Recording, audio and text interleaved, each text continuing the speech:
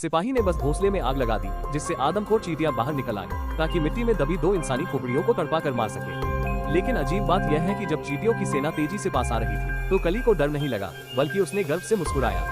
कियांग पूरी तरह से हैरान था। वो पहले से ही बेचैन था, लेकिन यह आदमी मजाक कर रहा था और डींग मार रहा था कि सिपाही पेशाब करने जा रहा है। हालांकि कियांग को उसकी बातों पर विश्वास नहीं था, लेकिन अगले ही पल सिपाही सच में पेट पकड़कर पेशाब करने चला गया। कियांग को ये देखकर झटका लगा, लेकिन जब उसने मुड़कर देखा तो उसका दोस्त गायब हो चुका था, जो बचपन का साथी था। अब उसका दोस्त उसे अकेला छोड़कर भाग गया था। कियांग गुस्से में दांत पीस रहा था, लेकिन तभी सिपाही वापस आ गया। लेकिन कली ने उसे एक डंडे से धक्का देकर नीचे गिरा दिया।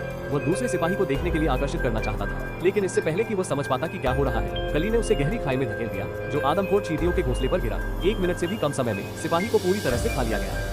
कियांग को लगा कि उसका दोस्त उसे बचाने आया है, लेकिन कली ने न केवल उसे अनदेखा किया, बल्कि आराम से शराब पीने लगा। जब आदमखोर चींटियां और करीब आ गई तो कियांग को लगा कि अगर कुछ नहीं किया गया तो वह मर जाएगा। उसने कली से विनती की, लेकिन कली ने एक अमानवीय शर्त रखी कि कियांग अपनी प्रेमिका को उसे सौंपे। ये स्पष्ट रूप से मौके का फायदा उठाना था, लेकिन कियांग के पास कोई विकल्प नहीं था, क्योंकि उसकी जान बचाना जरूरी था। उसने मजबूरी में हाँ कर दी। इस समय आदमखोर चींटियां उसके सामने आ चुकी थी, लेकिन कली को कोई चिंता नहीं थी। उसने एक घूंट शराब पिया और उसे मशाल पर फेंक दिया। शराब के प्रभाव से तुरंत आग की लपटें उठी और चींटियों की सेना को जला दिया। जैसे ही वह लगातार आग फेंकता रहा, उसने जल्दी ही चींटियों की सेना को पूरी तरह से हरा दिया। जब कियांग को लगा कि वो बच गया है, तभी एक और बड़ी मुसीबत आने वाली थी।